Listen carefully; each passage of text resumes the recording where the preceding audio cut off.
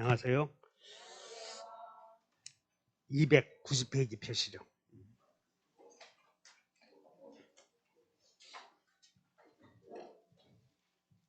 290페이지 펴시면 유치권 나와요. 처음 오신 분들, 5월달 대비해서 처음 오신 분들, 유치권은 뭔 뜻이냐면 여러분들 유치장 아시죠? 물건을 가두어 두는 곳, 사람을 가두어 두는 곳, 이거 유치장이라고 그래요. 근데 유치권은 물건을 붙잡아 두고 넘겨주지 않겠다 그런 뜻이야. 물건을 내가 점유하면서 못 넘겨주겠다 할 수 있는 권리가 유치권. 근데 여러분들 생각을 해. 사람을 내가 제일 범죄를 저질렀으면 유치장에 갇혀 있는 사람은 나여야 돼, 사랑하는 집사람이어야 돼. 그거 생각하면 돼. 유치장에 갇힌 사람은 범죄를 저지른 사람이 유치장에 들어가야지. 물건도 마찬가지로 내가 유치하고 있는 물건은 그 물건 때문에 생긴 채권을 받아내기 위해서 유치하는 거지 다른 물건 때문에는 안 된다 이렇게 아시면 돼. 그래서 유치권은 갑이 소유하는 이 부동산에 대해서 그 부동산으로부터 생긴 채권 아시면 돼.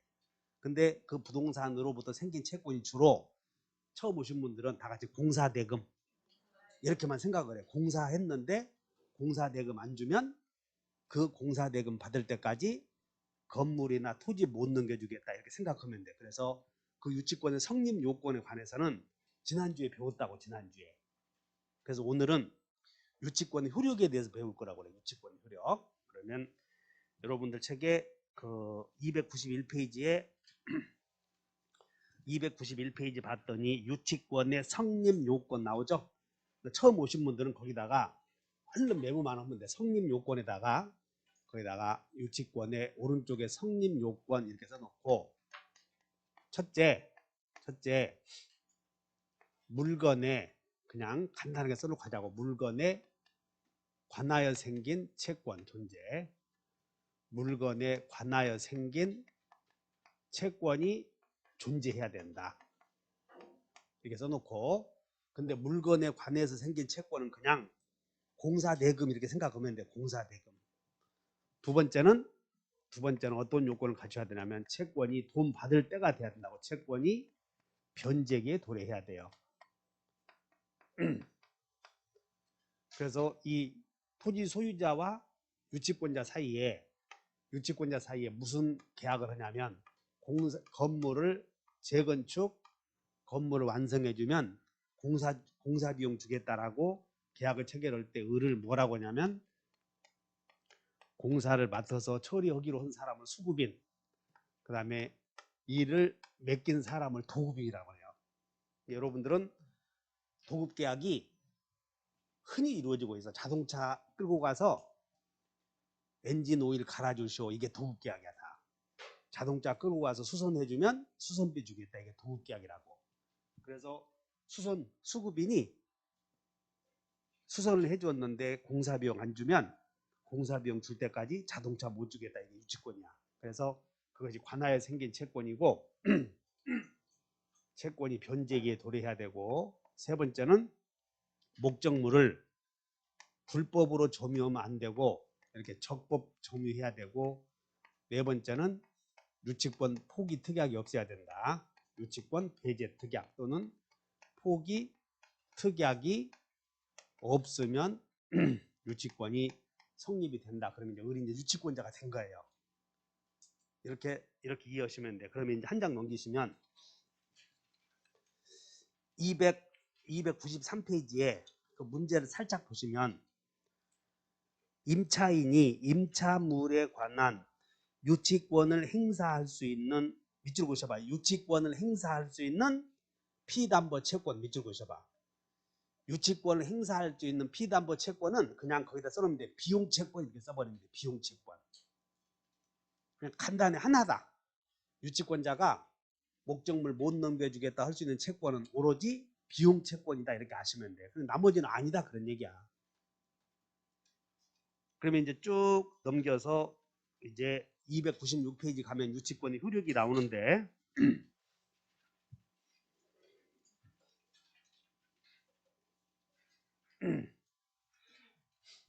유치권의 효력은 살펴보면 우리 지금까지 뭘 배웠냐면 재산권, 우리가 배우는 재산권은 잘 이해하시면 돼요. 재산권은 상속이 가능하고 상속이 그다음에 처분이 가능해. 유치권도 재산권이기 때문에 팔아먹을 수 있다는 거예요. 팔아먹을 수 있어. 개인에게 내 유치권 네가 사가라 이렇게. 그다음에 유치권은 유치권자의 채권자가 대위 행사할 수도 있고 유치권은 포기할 수도 있다. 그래서 여러분들은 재산권을 그냥 이렇게 생각하시면 우리가 배웠던 물권과 채권의 공통적인 효력이 다 같이 상처, 대포. 이건 이미 여러분들이 수없이 해왔던 반복했던 내용이야. 이게 처음 오신 분들이야 다 처음 들으니까 그렇게 하셔. 재산권은 죽어버리면 국가로 가는 거예요? 상속이 되는 거예요? 상속이 돼. 재산권은 다 처분할 수 있다고 팔아먹을 수 있어. 재산권은 재산권자의 채권자가 대위할 수 있고 재산권은 다 포기할 수 있어요. 이렇게. 그럼 여기서 포기와 관련하여 문제가 생기는데 재산권은 포기할 수 있는데 갑이 을과 도급계약을 통해서 내 건물을 토지에다가 건물을 완성해주면 건물을 지어주면 보수 주겠다라고 해서 을이 여기다가 수급인이 갑이 소유하는 토지 위에 이렇게 건물을 완성해줘. 건물을. 그러면 건물을 완성해주면 공사 대금 받아내기 위해서 유치권 주장하는 거지. 근데 이 유치권이 있는 을이 지금 유치권이 있는 건물을 병이 잘 들어 경락을 받아. 유치권이 있는 건물을 병이 경락을 받는다고. 그러면 경락인에게 유치권자는 경락인에게도 건물 못 넘기겠다 할 수 있어. 그래서 이 을이 완공 비용이 6억 5천인데 이제 경락인이 유치권자 협상을 해. 유치권자와 유치권자야 내가 이 건물에다가 은행에 담보로 잡히고 은행에 돈 담보로 잡히고 융자 받아서 7억 정도 융자 받아서 그 돈을 너에게 줄 테니 유치권 좀 풀어다오 할 수 있다고. 그러자 유치권자가 알았다. 그래서 유치권을 이제 포기하면서 그 포기는 그러면 은행은 유치권이 있는 건물에 대해서 융자를 해주기 위해서는 나중에 경매를 했을 때 경매가 쉽게 이루어져야 될 거 아니야? 그래서 유치권자가 없어져야 되잖아. 은행은. 그래서 은행이 유치권자 불러. 너 진짜 유치권 포기할 거요? 그랬더니 예. 자, 여기까지 이해가? 그래서 이 유치권자가 유치권을 포기했다. 이게 포기. 그리고는 경락인이 포기한 대가로 2천만 원을 통장에 넣어줘. 2천만 원을. 그래서 포기 각서를 써주는 것이야. 자, 여기까지. 그러면 이 유치권은 성립이 되었는데 유치권을 포기했다는 것이야. 포기. 근데 그 포기는 누구에게 했냐면 은행에 했어. 은행에. 유치권 포기 각서를 은행에 제출했다고. 자, 여기까지 성립이 돼? 그러면 유치권을 포기하면 이 목적물의 점유까지 포기해야 유치권이 소멸하는가 아니면 유치권만 포기해도 곧 소멸하는가 이게 문제가 생겨. 여러분들 교재는 페이지 몇 페이지 있느냐면 자 295쪽 보시면 295쪽에 맨 밑에서 양가로 4번을 봤더니 맨 밑으로 내려와. 눈이 맨 밑에 눈이 내려왔나? 한번 읽어본다. 유치권을 시작. 동그라미 쳐봐. 사후에 이렇게 사후에 포기하는 특약도 뭐다? 지금 이게 이 유치권자가 유치권은 사후에 포기하는 거예요. 동의해? 그러면 사후에 포기하면 유치권은 점유까지 넘겨주어야 소멸한다고. 즉시 소멸한다고. 근데 동그라미 쳐놓고 자 유치권을 사후에 포기한 경우 곧바로 동그라미 쳐. 곧바로. 그래서 이 유치권자가 은행에 유치권을 포기 각서를 쓰면 곧바로 소멸해버리고, 자, 여기까지. 그 다음에 두 번째는 이 유치권 포기에 따른 효력은, 유치권 포기에 따른 효력, 유치권이 소멸에 따른 효력은 은행뿐만 아니라 소유자도 주장할 수 있어. 그래서 이 경락인이 야, 너 유치권 은행에 포기하지 않았어? 그렇지? 빨리 꺼져. 나가라고 하자. 뭔 소리요? 돈을 받아야 나가지. 지금 피담보 채권이 공사 대금 6억 5천인데 지금 유치권 포기 대가로 2천만 받았잖아. 여기까지 설득이 돼?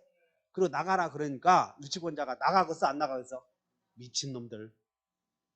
이제 지금 막걸리 처먹고 낮술 처먹고 못 나가 임마. 자, 어른 유치권자여. 유치권 없어진 자야.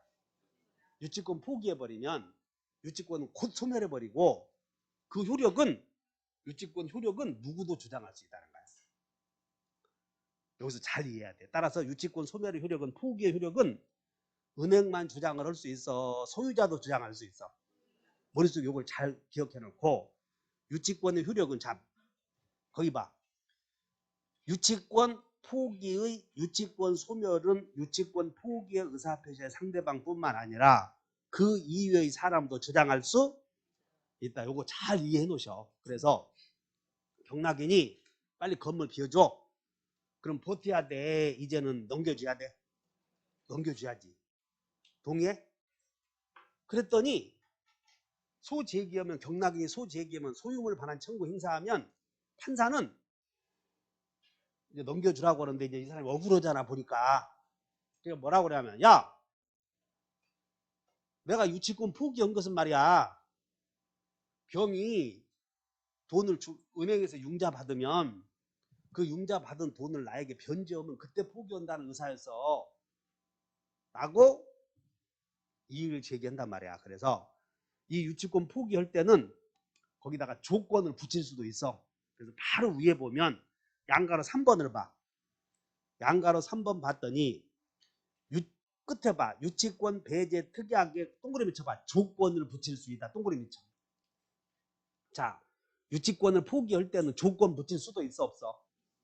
근데 지금 유치권자가 은행에 유치권 포기하면서 경락인이 융자 받아서 돈을 다 주면 포기하겠다라고 하는 단서가 들어가 있어 안 들어가 있어?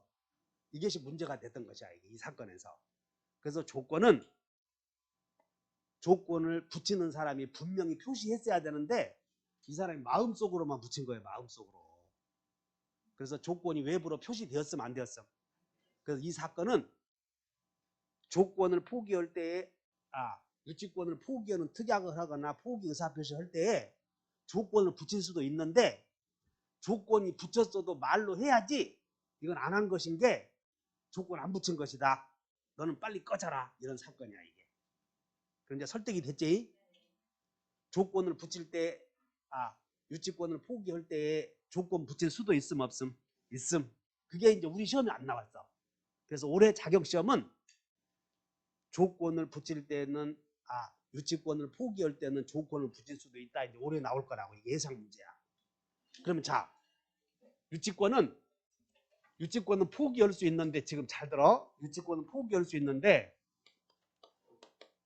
사전에 포기해도 되고 나중에 포기해도 되는데, 자, 여기는 유치권이 성립이 되고 나서 나중에 포기한 사건이야. 여기는 자, 여기 다시 봐. 여기 갑이 을에게 재건축 56동 재건축 해주면 공사비 주겠다. 계약을 체결해. 그러면서 도급계약에다가 뭐라고 써냐면, 도급계약을 하면서 여기다가 유치권을 행사하지 않는다 단서 달았어. 이런 게 유치권 포기 특약이야. 그러면 유치권 포기 특약을 해버리면 이 수급인이 나중에 공사 재건축 해준 건물에 대해서 유치권 우겨되면 돼 안 돼? 포기 특약. 자, 문제. 포기 특약은 유효요 무효요?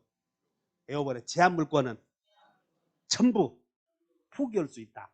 공통점이야. 제한 물권은 다 포기할 수 있어. 그래서 유치권을 포기하기로 약정한 거예요. 여기다가. 자, 유치권을 포기 특약했어. 두 번째는 유치권 포기 특약할 때 여기다가 조건 붙일 수도 있음 없음? 있음. 근데 조건을 붙일 때는 명백하게 표시해야 돼. 마음속으로만 갖고 있어야 돼. 명백하게 표시해야만 그 의사가 표시되어야 조건부 법률행위가 된다. 세 번째, 이 특약의 효력은 꼭 당사자에게만 효력이 미쳐 제3자도 주장할 수 있어. 이것이 조건 포기 특약이다 하시면 돼. 따라서 유치권은 일반적으로 해결해버려. 여러분들 공부할 때 내가 여러분들에게 암기를 되도록이면 적게 해주거든. 그래서 되도록이면 일반적이게 가르쳐주고 거기다 접목시켜줘. 다 같이 재산권은 상처 대포 있다. 포기를 공부하면 돼. 유치권도 포기할 수 있어 없어? 있어. 그럼 유치권 포기는 따라서 한다. 사전에, 나중에 다 가능해. 그리고 유치권 포기할 때 조건 붙인다고 못 붙인다고? 유치수의 재산행위니까. 그러면 그 포기의 의사표시는 유치권 포기는 나 포기한다 하면 포기요. 목적물까지 넘겨줘야 돼. 그렇게 또 틀린다니까. 포기 각서 쓰면 유치권 없어졌다니까. 점유까지 포기해야 되는 거 아니라고. 밑줄 그셔. 또 이제 또 틀리네. 자, 295페이지에 밑에서 양가로 4번에 유치권을 포기한 경우 곧바로 나 동그리면 치라니까. 곧바로. 양가로 4번에 했나? 야, 신교정 너는 왜 안 써? 곧바로. 그리고는 거기다 쓴다고 이제 밑에 곧바로에다가 이게 쓴다. 메모. 점유 포기까지 요하는 것은 아니다. 이렇게 쓰라고. 이게. 유치권 포기는 점유 포기까지 그냥 포기 의사만. 점유 포기까지 분료 이렇게 써놓으면 돼. 그러니까 여러분들은 이제 시험에 이제 내면 여기까지 내겠지. 유치권의 포기는 포기의 의사표시뿐만 아니라 점유까지 이전해줘야 된다 이렇게 나온다고. 근데 이게 어디서 나왔냐면 분묘기지권을 포기하면 분묘 파가야 돼. 포기한다 하면 돼. 이렇게 얘기하면 된다고. 분묘기지권도 포기할 수 있는데 포기의 의사표시만 있어도 효력이 생기는 거고 점유의 포기까지 있어야 하는 것은 아니다. 이해하셨나? 그래서 유치권의 효력으로 모든 재산권의 공통적 효력으로서 유치권은 포기할 수 있고 유치권 포기하면 성립이 안 된다 이렇게 하시면 돼. 자, 해결했어. 두 번째는 이제 유치권의 효력을 봤을 때 이제 물권의 공통된 효력을 보는 거예요. 물권은 따갑니다. 물권은 누구에게나 주장할 수 있어. 물권은 이걸 절대권이라고 그래. 그러니까 이해하면 된다는 게 애우지 말고. 여러분 소유자는 누구에게나 소유자라고 우기잖아. 마찬가지로 따라서 채권은 특정인에게만. 그러나 물권은 자기가 물권자라고 하는 사실을 누구에게나 우길 수 있어. 따라서 유치권자는 누구에게나 자기가 유치권자라고 우길 수 있다 없다? 있어. 따라서 경락인에게도 있어 없어? 있어. 경락인에게도. 동의해? 그런데 여기서 경락인에게 대항할 수 없는 경우가 딱 하나 있는데 그것을 지금부터 배운다는 거야. 페이지에 변제기에 도래해야 되는데 291페이지에 291페이지가 여러분들 책에 미안한 296페이지 표 296페이지. 자, 유치권자는 물권은 절대적인 특성을 갖기 때문에 경락인에게도 못 넘겨주겠다 할 수 있어 없어? 유치적 효력을 있는데 여기서 이제 중요한 것은 여기 봐. 지금 이 갑이 소유하는 건물에 을이 유치권을 갖고 있는데 을이 보니까 여기에 저당권이 막 있을 수 있어. 저당권이 있는 건물에 나중에 공사할 수 있다고. 그러면 저당권자가 경매하면 저당권이 있는 건물을 을이 공사했다. 저당권자 경매했을 때 이 건물에 경락인이 나타나면 유치권자는 경락인에게도 내가 유치권자요 라고 우길 수 있다고 없다고? 있어. 근데 여기서 중요한 건 저당권자가 경매를 신청하면 판사가 지금부터 경매 들어가요. 껄떡거리지 마시오. 주의하시라고 해서 저당권자 경매 신청하면 지금부터 경매 집행한다라는 토지에 건물에 경매 기입 등기를 하게 되는데 이것을 따라서 압류의 효력이 생겼다. 여러분들 책에 자 페이지 297페이지에 동그라미 297페이지 비교하리 번호 3번 갔더니 판례에 체납 처분에서 하나 둘 셋 넷 다섯 여섯째 줄 밑줄 그어봐. 체납 처분 압류 등기 밑줄 그으셔. 체납 처분 압류 등기 밑줄 그었나? 요거도고 이거도고 자 체납 처분 압류 등기 동그라미 쳐놓고 위에 쭉 올라갔더니 판례 1번에 끝에 줄 압류의 효력이 발생 네모 쳐봐. 끝에 첫 번째 줄 끝에 이제 거기는 압류의 효력이 맨 첫 번째 위에는 다 같이 압류의 효력이 생겼다. 요 말과 체납 처분 압류 등기 나오지? 요거 구별하면 돼. 이제 그러면 체납 처분 압류 등기는 뭐냐면 세무서에서 이제 저당권과 같이 여기다가 세무서에서 압류를 해놓은 걸 압류 등기라고 그래. 그러면 자 세무서에서 세금 받으려고 압류 등기 했다면 결국은 경매해야 되거든. 그러면 세무서에서 압류했어도 세무서에서 경매 신청하면 결국은 또 법원에서 경매 기입 등기를 해. 이런 걸 뭐라고 하냐면 이 상태를 여기를 요걸 압류 효력이 생겼다 이런 말을 쓰고 요 압류 등기와 구별하시면 돼. 그러면 이제 압류의 효력이 생긴 후에 유치권 취득한 사람은 경락인에게 대항하지 못한다. 요것만 아시면 돼. 구별하셨나? 압류의 효력이 생긴 후에 어디 이제 세무서에서 압류 등기했어. 그리고 압류 등기하고 나서 요때 압류 등기하고 유치권 됐다고 유치권 취득했어. 동의해? 경락인에게 대항할 수 있다 이거야 이게. 압류 등기는 이것은 민사집행법에서 하는 경매 등기가 아니니까. 자 그러면 저당권자가 저당권이 성립되고 나서 유치권 취득한 사람은 경락인에게 대항할 수 있다니까. 저당권 성립 후나 압류 등기 후나 따라하세요. 경매 등기 후에 경락인에게만 대항 못하고 다 있어. 유치권자는 누가 경매하든 경락인에게 다 대항할 수 있는데 딱 할 수 없는 게 언제라고? 여기 다 같이 압류의 효력이 생겼다. 이제 그건 여러분 내가 자꾸 이 얘기하니까 인간성만 안 좋다고 그러더라고. 아씨 나는 여러분들 애써서 설득시키려고 했더니 막 했더니 이제 강조해 줬더니 새끼 인간성이 안 좋대. 그래서 한 번만 할 거야 나도.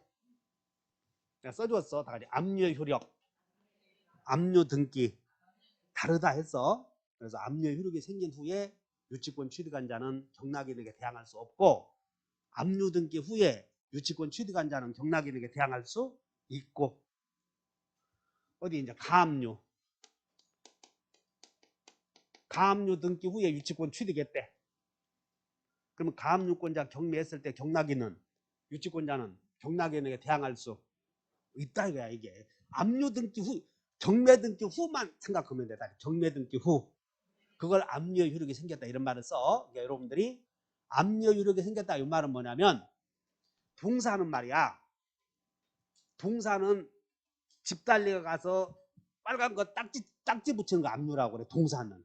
따라서 동사는 가서 텔레비 가서 다 사진 찍어놓고 너 이거 움직이면 안 돼.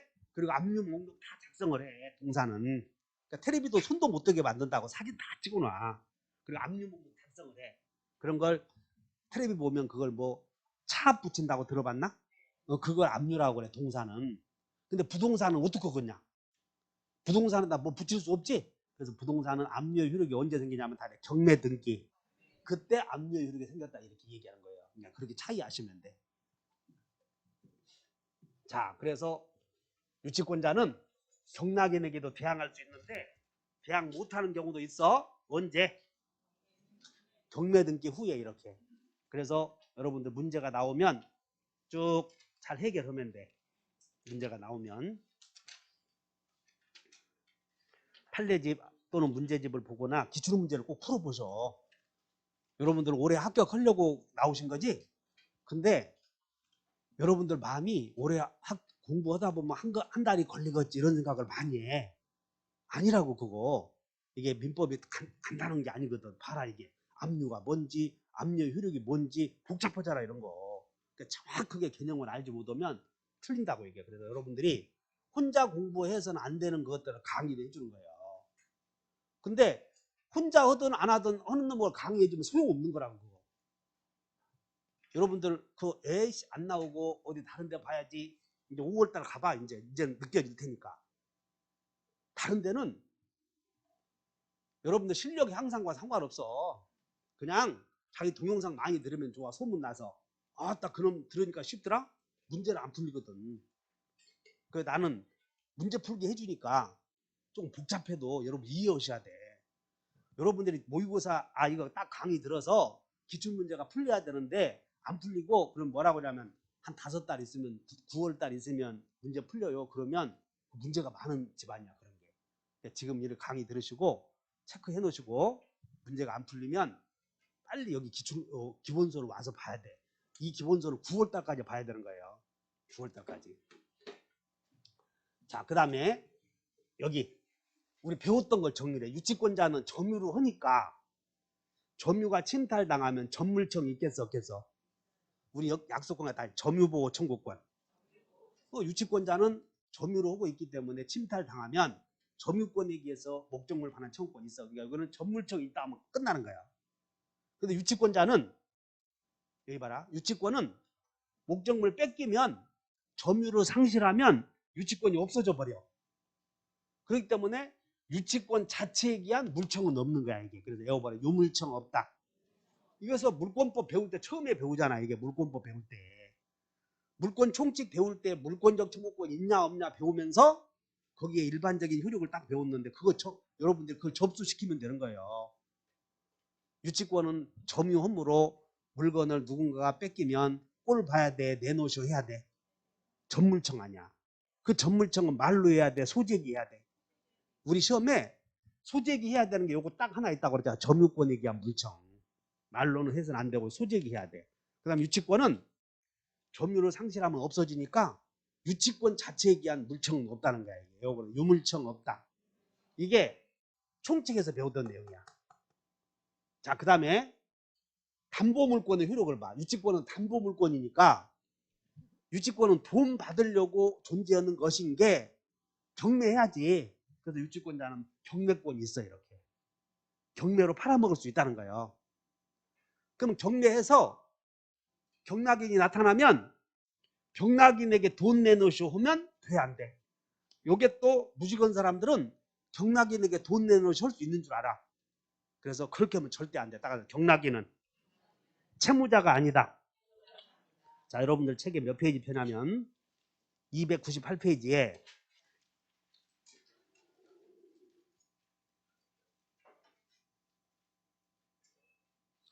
동그라미 위에서 양가로 2번에 4번 봤더니 밑줄 그어봐. 위에서 양가로 4번 봤 유치권자는 우선 변제를 받을 권리는 없다. 또한 유치권자는 경락인에게 자 밑줄 그으셔. 경락인에게 밑줄 변제를 청구할 수는 없다. 밑줄 그으시면 돼. 동그라미 4번에 자 유치권자는 경매는 할 수 있음 없음? 경매권은 있어. 근데 경락인이 나타나면 경락인에게 돈 내놓으시오 하면 돼 안 돼요? 안 되고 유치권자는 경락인이 돈 여기 가져왔습니다 할 때까지 유치만 하는 거예요. 그러니까 유치권자는 경락인에게 변제 청구한다 못 한다? 못해. 왜? 경락인은 밑줄 그으셔. 경락인 밑줄 그으시고 채무자 아님 이렇게 써놓으면 돼. 경락인은 채무자가 아니야. 그러니까 경락인에게 돈 내놓으시오 마시오 한다 못 한다? 못해. 그 다음에 여기 봐. 유치권자는 경매는 할 수 있어도 배당에 참여할 수 있는 자격을 우선 변제권이라고 하는데, 이 갑이 소유하는 건물에 대해서 을이 수급인이 공사를 했을 때 공사 비용 받기 위해서 유치권 주장하는데, 누군가 경매 오면 경락대금, 법원의 경락대금에 대해서 순서대로 배당받는 걸 우선 변제권이라고 그래. 근데 저당권은 등기부에 기재가 되어 있기 때문에 족보가 있지만 유치권자는 언제 나타나는지 모르잖아. 그래서 여러분들 유치권자는 족보가 없으니 배당에 참여로 오면 이런 건방지 이게 왜 나타나냐는 거예요. 등기 안 된 놈이. 근데 저당권자나 가압류권자는 등기돼 있잖아.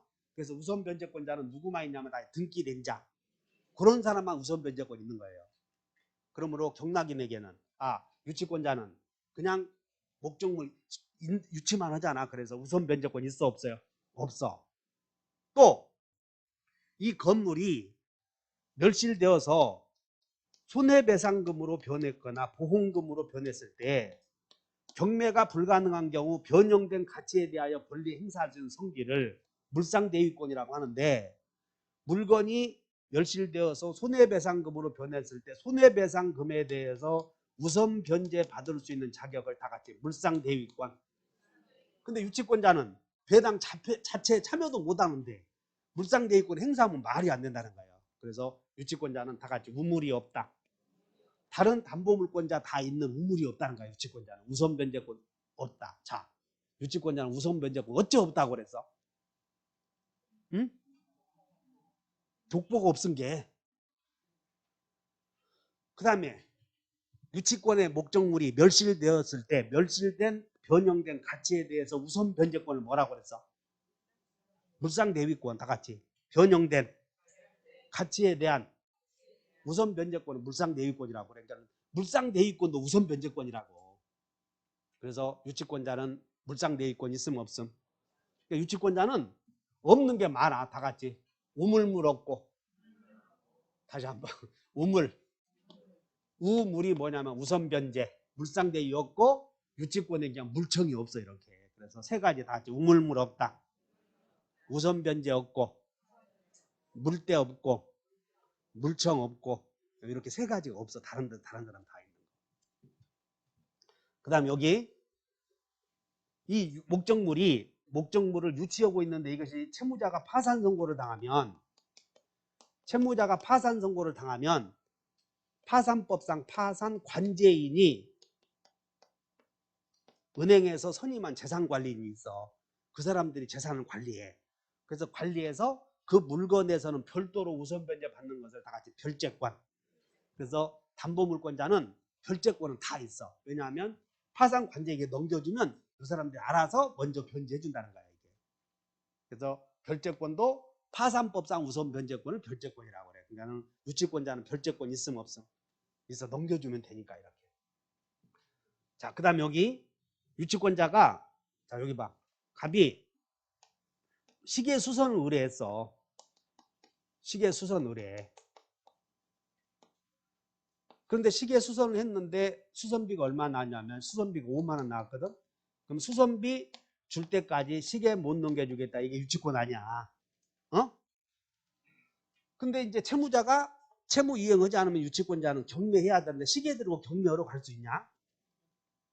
그래서 갑은 감정인의 평가에 의해서 법원에다가 판사님, 요걸 가지고 내가 변제 충당하도록 허락 좀 해주실 수가 있다고. 이런 걸 다 같이 간편하게 변제 충당할 수 있는 이걸 간이변제 충당권이라고 해요. 다시 한번 간이변제 충당권. 298페이지에 밑에서 가로 3번 제목으로 한번 읽어봐. 가로 3번 다 같이 시작. 그냥 여러분들은 유치권자는 목적물을 꼭 경매해야 돼. 간편하게 변제 충당할 수도 있어. 그런 거 한번 읽어보자. 자, 정당한 이유가 있는 때에는 시작. 유치권자는 감정인의 평가에 의해서 유치물로 직접 변제 충당할 것을 밑줄 것이요. 법원에 청구한다. 이렇게. 그냥 그건 간단하게 하면 돼. 그 다음에 유치권자가 이 유치권자는 목적물에 점유를 하고 있으니까 이 목적물에서 나오는 과실, 목적물에서 나오는 과실을 자 여기 갑의 밭에 전에 밭에 을에 소가 소가 튀어와서 수박을 다 망쳐놓은 거예요. 그러면 소 때문에 손해가 생겼지? 그래서 갑이 소 붙잡아 놓으면 유치권이야. 소 붙잡아 놓으면. 그 저녁에 소를 붙잡아 놨는데 이게 낑낑 대는 거예요. 그래서 후라시 들고 나가봤더니 힘을 팍 쓰더니 새끼 2마리 나와버려. 한 마리도 아니고. 그러면 그것을 새끼를 팔아서 우선 변제 충당할 수 있다. 이것을 유치권자는 점유로 하고 있기 때문에 다 과실을 수치하여 통째로 먹어야 돼. 변제 충당해야 돼. 그래서 유치권자는 과실을 수치해서 채권 변제 충당할 수 있어요. 이렇게. 자, 그 다음에 갑이 을에게 도급계약을 하면서 도급계약을 해. 도급계약은 56개의 건물을 완성해 줘. 재건축 건물을 해주기로 한다. 이게 도급계약. 근데 도급계약 하면서 여기다가 계약서에다가 유치권 행사하지 않기로 한다 하면 특약을 달면서 조건 붙일 수도 있다고 그래서 그런데 을이 이제 건물을 완성하면 다시 이제 여기다가 또 다른데 무슨 뭐 아파트 배관공사 이런 것들은 하도급을 줘. 우리 수급인이 다시 또 도급계약을 하는 것을 다 같이 하도급. 그래서 하도급계약을 해. 그리고 이 사람은 하수급인이 여기다가 여러 동의 건물을 하나의 도급계약에서 여러 동의 건물에 대하여 창호공사 및 철제공사를 해주기로 해. 하나의 도급계약에서 여러 동의 철제공사 그 다음에 창호공사를 해주기로 한다는 것이야. 그래서 그 공사 비용이 얼마가 나왔냐면 6억 5천이 나왔어. 그런데 우연히 6억 5천이 나왔는데 여기 각각에 350만 원씩이거든. 350만 원씩인데 1억 5천이구나. 1억 5천인데 각각 동에서 350만 원씩 나왔는데 이것이 우연히 이거 다 그냥 넘겨줘 버렸어. 수급인이 하수급인이 건물을 다 이 사람이 분양하니까 넘겨줘 버렸다고. 근데 요거 하나만 마지막에 붙잡고 있었던 것이야. 마지막에. 그래서 유치권자는 하나의 계약으로부터 여러 개의 물건을 공사하기로 했고 그래서 여러 개의 채권을 여러 개의 물건으로부터 담보할 수도 있고 여러 개의 채권을 한 개 물건으로부터 담보할 수도 있어. 이걸 불가분성이라고 그래. 따라서 여러 개의 물건을 유치해도 되고 한 개의 물건만 유치해도 자 이제 판례가 이렇게 싸움이 붙은 거예요. 이거 한 동을 점유하고 있었거든. 시험은 4개 동이라고 나왔어. 4개 동에 대하여 공사비를 받기 위해서 한 개 동만 유치하고 있다. 그래서 소송이 붙은 거예요. 그래서 수급인이 아니 뭐 한 개 동 네가 한 거 350만 원만 주면 되지 왜 이거 다 거기서 달라고 그래. 판사가 을과 병 사이에 하나의 공급계약 이것은 하나의 법률관계로부터 생긴 채권이라고 봐. 그래서 하나의 법률관계로부터 여러 개의 채권이 생겼다면 그것은 하나의 채권으로 봐야 돼. 그래서 한 동에서 그 동에서 들어가는 비용만 부담해 전부를 부담해야 돼. 이게 불가분성의 적용이다 하시면 돼. 그래서 유치권자는 한 개의 물건으로부터 공사대금 전부를 내어본다. 전부를 목적물 전부에도 미치고 한 개에서 전부에 미치고 이렇게 하시면 돼요. 전부를 한 개로부터 전부를 이렇게 하시면 돼요. 그래서 여러분들 책은 어디로 가냐면 불가분성이라고 하는 게 나오는데 여러분들 책에 291페이지로 간다. 291페이지 갔더니 맨 위에 유치권의 불가분성 나오나? 밑줄 그으셔. 맨 위에 유치권의 불가분성. 유치권의 불가분성에다 밑줄 그으시고 메모해버려. 이렇게 밑줄 그으시고 여러 개의 채권을 하나의 물건에서 이렇게 써. 여러 개의 채권을 자 여러 개의 채권을 자, 여러 개의 채권을 전부를 유치할 수도 있어, 없어? 있어. 여러 개의 채권을 받기 위해서 전부 유치해도 되고 한 개만 유치해도 되고 그래. 그래서 하나의 법률 관계로부터 생긴 채권이기 때문에 즉 이 하수구빈이 상호공사를 한 비용은 꼭 전부 다 유치해야 돼. 한 개만 해도 돼. 한 개만 해도 된다 하시면 돼. 그러면 이제 동그라미 2번 보면 다만 동그라미 1번 봐. 동그라미 1번 봤더니 정신 차려. 위 다세대 주택 중 한 세대를 점유, 밑줄 것이 한 세대를 점유. 다세대 주택 중 여러 개를 점유해서 한 동만 점유했어. 한 개만, 한 세대. 됐나? 그러면 유치권은 한 개요, 네 개요? 한 개야, 한 개. 그리고 한 세대 점유 밑줄 긋고, 그 다음 동그라미 2번으로 내려온다. 다만,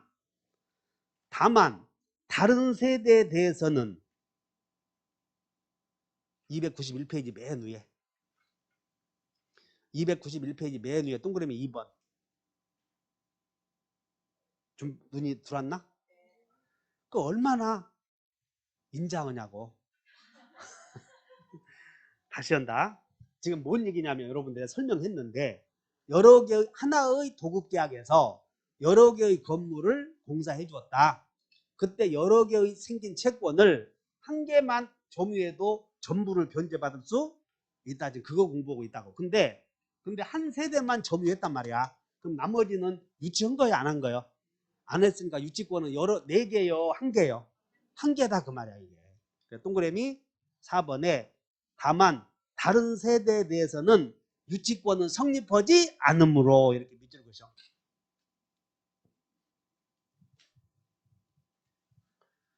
자, 그래서 유치권은 정리해버리자. 유치권은 경매권이 있고 유치권은 경매할 수 있어. 경락인에게 돈 내놓으시 혼다 못 온다? 못해. 경락대금에서 우선 변제 있다고 없다고? 족보가 없으니까 안 돼. 그 다음에 물상대위도 있음 없음? 없음. 그 다음에 별제는 파산법상 우선 변제권. 알아들어? 요약집 보면 다 있어. 요약집 보면.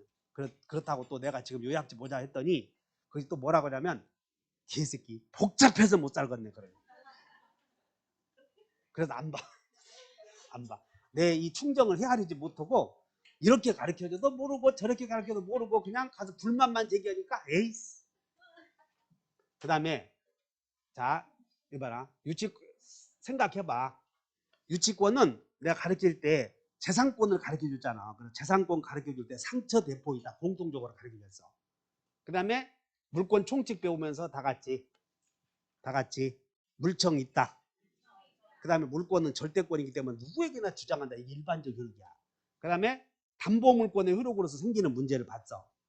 그 다음에 이제 유치적 효력.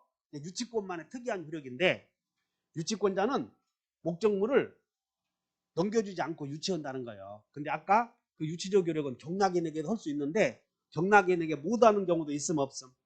있지. 다 같이 압류 효력. 압류 효력 후에 유치권이 성립했을 때는 경락인에게 대항하지 못한다. 이렇게 했어. 그 다음에 이제 중요한 것은 집사람을 더 소중하게 남편이 집사람을 더 소중하게 다루어 애인을 소중하게 다루어. 응? 애인은 미친년들이야 그게. 그래서 여기 갑이 그리고 이게 맥주 그리고 복분자거나 맥주 그 다음에 여기는 아구찜 아기찜 둘이 먹어. 그래서 이제 술 다 먹고 안주가 남았으니 또 한 병 더 시켜야 할 거 아니야. 그래서 여자에게 앞에 있는 여편에게 여편 그 한 병 더 시키지. 한 병 술 한 병 더 시키라고 그래. 그러니까 여자가 앞에 있는 분이 무슨 술을 그렇게 많이 먹어. 집사람이요 애인요? 그렇지. 한 명 더 시키니까 에이 이왕에 먹은 거 대리운전하고 가세요. 집사람이요 애인이요. 이거 봐라. 누가 더 남편을 소중하게 다뤄? 애인이냐? 남자들이 저걸 잘 몰라. 그러니까 집사람이 무슨 술을 그렇게 많이 먹냐면 그 당시에는 기분이 나쁘잖아. 그러니까 그 기분이 나쁘니까는 저런 속으로 저 시베리안 해가면서. 근데 사람들은 내 물건을 더 소중하게 다루더라. 남의 물건을 소중하게 다루더라. 남의 물건을 더 소중하게 교회 다니나 봐. 그러니까 일반적으로 들어. 남의 물건을 빌려 쓴 사람은 일반적으로 막 다루어. 그래서 그 물건이 파손되기가 쉽거든. 그래서 민법은 잘 들어야 돼. 남의 물건을 적법하게 점유하는 자는 자기 물건보다도 소중하게 다뤄야 할 의무를 부과해버렸어. 이것을 다 성관주의 의무. 그 2년 전에 다음 중 성관주의 의무가 없는 자를 골라라 그랬어. 어디 임차인은 성관주의 의무 있겠어 없겠어? 남의 물건을 다 적법하게, 무단으로가 아니라 적법하게 점유하는 자는 다 소중하게 다뤄야 돼. 그러면 소유자는 소중하게 다뤄야 돼? 막 다뤄도 돼? 그럼 막 다뤄도 돼. 그래서 합유자 골라라고 해서 합유자. 임차인, 지상권자, 유치권자 막 써놓고 다음 중 성관주의 의무가 없는 사람을 골라라. 우리 합유 배웠지 않았어? 공유 합유. 생각나? 다음 달에 또 생각나니까. 그래서 일단 유치권자는 성관주의 의무가 있고, 즉 소를 유치하고 있는 경우 갑의 수박밭에서 을의 소가 침범해서 볼 차고 놀고 있을 때 소를 유치했을 때는 소를 소중하게 다뤄야 돼? 막 다뤄야 돼? 그래, 소 타고 다니면서 술 받으러 다니면 안 된다는 거예요. 그럼 만약에 이 남의 물건을 성관주의 의무로 다뤄야 되는데 임차인도 마찬가지야. 그래서 이 물건이 파손되면 성관주의 의무를 위반했다는 사실을 증명 못하면 손해배상 다 줘야 돼. 그래서 유치권자는 성관주의 의무가 있고, 갑이 을의 소를 끌고 술 받으러 가면 을은 자네 유치권 소멸했네 할 수가 있어. 그래서 다 같이 성관주의 의무 위반 시 채무자는 유치권 소멸 청구할 수 있다 이렇게 하시면 돼. 그 다음에 유치권자는 점유를 하기 때문에 과실을 수취할 수 있고, 자 여기서 또 지금 갑이 소유하는 건물을 수급인이 지금 유치하고 있어. 근데 갑이 을을 상대로 소를 제기한다. 그러면 소를 제기한 걸 원고라고 그래.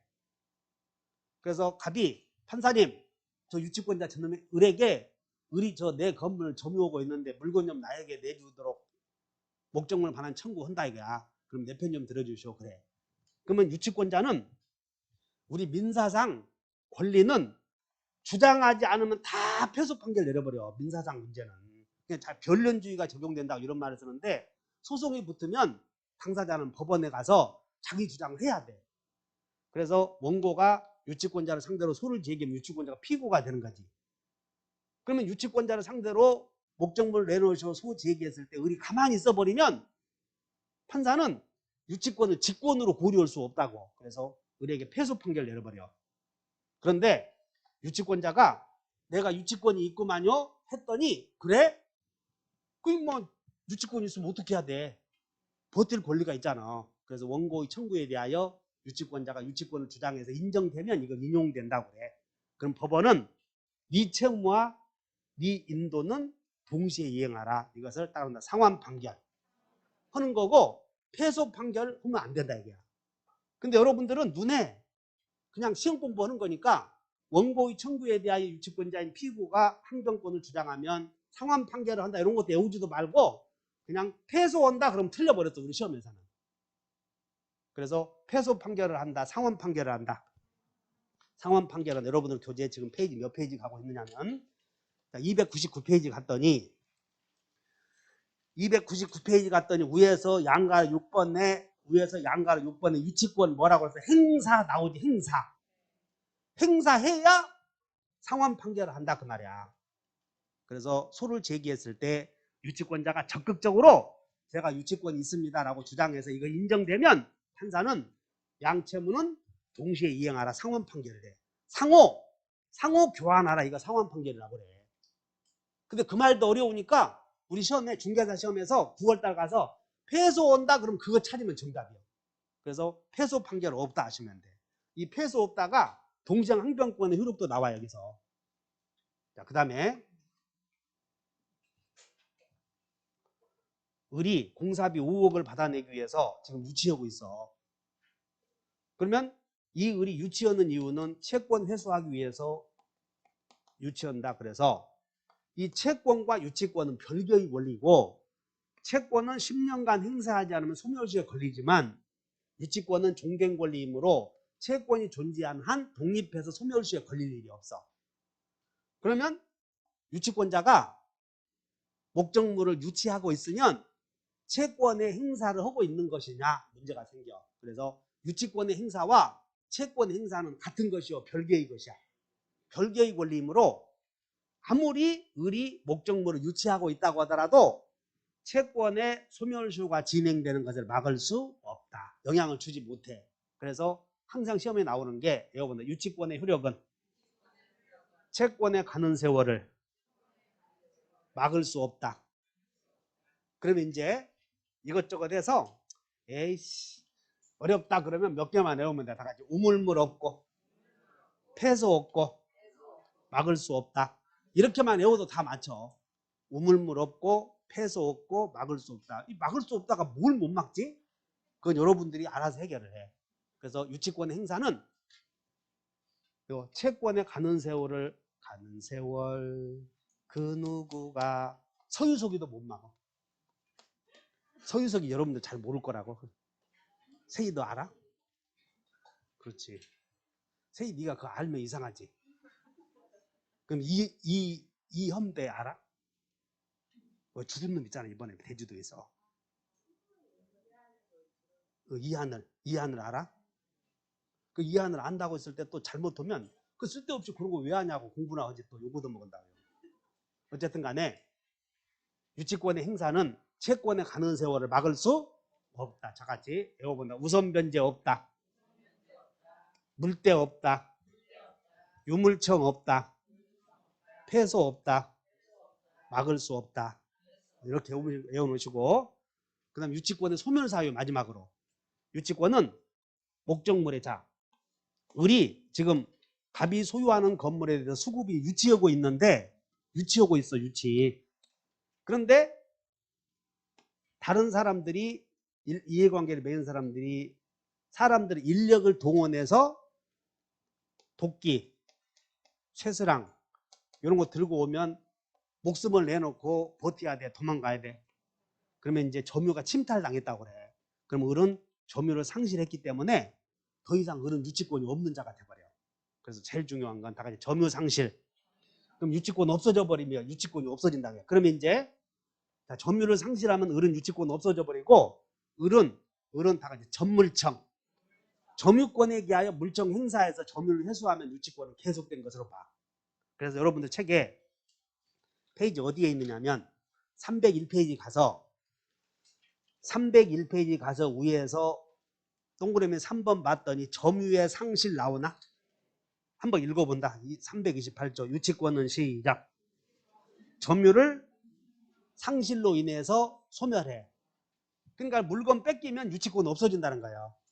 그러므로 유치권에 기한 물청이 있겠어 없겠어? 없고 그리고 을로부터 을이 병에게 점유를 이전해 주었어. 이전. 여기서 중요. 물권은 재산권은 다 같이 상처 대포 대위할 수 있는데 여기서 하나가 중요한 게 유치권자로부터 점유를 승계한 자는 유치권자를 대위하여 이런 말을 쓰면 안 돼. 이렇게. 을이 점유를 이전해주면 을은 점유권 없어졌으니까 유치권자로부터 점유를 이전받은 사람은 유치권자를 대위한다 그러면 논리적 모순이 돼서 그럴 수는 없어. 그래서 그거 외우면 돼. 그래서 유치권자로부터 점유를 승계한 사람은 유치권자를 대위하여 그러면 전부 있는데 없는 것도 있구나. 한계에 오야 돼. 유치권자로부터 점유를 승계한 자는 유치권자를 대위하여 유치권 주장할 수 있다. 맞아, 틀려? 틀려. 왜? 점유 이렇게 넘겨주면 이전해주면 의료는 유치권 없어졌으니까. 그렇게 이해하시면 되고, 그 다음에 점유 상실하면 전물청 없고, 그 다음에 유물청, 전물청은 있고 유물청은 없고. 이거 물권 총칙 시간에 배운 거예요. 그냥 처음 오신 분들은 그렇게 이해하셔. 그 다음에 여기 갑과 을이 도급계약에서 을이 건물을 완성했어. 그래서 공사비 6억 5천 받기 위해서 지금 유치권 주장하고 있다고. 응? 그러면 나중에 을은 유치권을 나중에라도 포기할 수 있다고 그랬지? 그래서 갑이 을에게 야! 임마 그 유치권 좀 풀어줘. 그랬더니 못해. 그러면 말이야. 내가 네가 여기다가 저당권 네 이름으로 너 임마 인부들 데려다가 동원 반반 그놈들 보니까 그 유치원하고 애들 그 후라지 들고 다니면서 있지? 짜장면 3그릇씩 시켜 먹고 비용 많이 들잖아 너. 물건 한 동 유치하려거든. 이거 사람들 10명은 동원해야 돼. 곳곳에 다 지키고 있어야 되고. 그런 놈들이 남의 유치하고 있기 때문에 먹는 것도 대단히 많이 처먹는다. 그러니까 비용이 많이 들어. 갑이 야, 너 그거 유치하지 말고 네 이름을 저당권 설정해 줄게. 그랬더니 우리 더 좋지? 지금 유치하면 돈 들잖아. 차라리 저당권 설정해 주는 게 낫지. 그래서 이어서 바로 저당권을 배우겠다는 거예요. 그래서 채무자 갑은 상당한 담보를 제공하고 유치권 소멸을 청구할 수 있어요. 이렇게. 그래서 채무자는 네가 유치하면 돈 드니까 유치하지 말고 내가 저당권 설정해 줄게. 그럼 저당권자는 정리하면 되니까 이렇게 더 낫지. 그래서 이렇게 풀어달라고 할 수 있어. 저당권 설정해 줄 테니. 그 다음에 유치권자가 성관지 의무를 위반하면 유치권은 곧 소멸해버려. 그래서 이거 유치권 소멸 사유 쭉 했으니까 지금까지 지난주에 배웠던 유치권을 설명했으니 가서 복습은 5일 후에 복습하면 그건 좋지 않은 방법이야. 오늘 다 끝나고 탁 가서 기출문제 2개만 풀어보면 되는 거예요. 복습의 제일 좋은 방법은 기출문제를 풀어보시고 기출문제가 안 풀리면 여기 기본서를 한번 보시고 그러는 거예요. 자, 쉬었다가 저당권 들어갑니다.